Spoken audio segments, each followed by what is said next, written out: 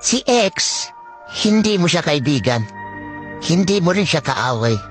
Siya yung taong nakasama mo sa nakaraan na gumawa ng magandang alaala. Pero hindi na siya parte ng buhay mo sa ngayon kasi wala na kayong dalawa. Pwede siya yung dahilan kung bakit nasaktan ka ng sobra-sobra. Pero siya naman yung rason kung bakit marami ka natutunan sa pag-ibig.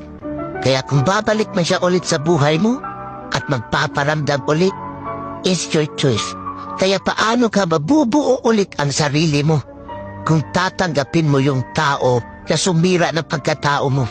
Kaya lagi mong tatandaan, kaya lapis ang gamit ng mga bata para ipaalam sa kanila na ang mali ay pwede pang itama. Kaya naman ballpen ang gamit natin para ipaalam sa atin na hindi na tayo bata, na para ulit-ulitin pa ang pagkakamali na hindi na natin kayang burahin.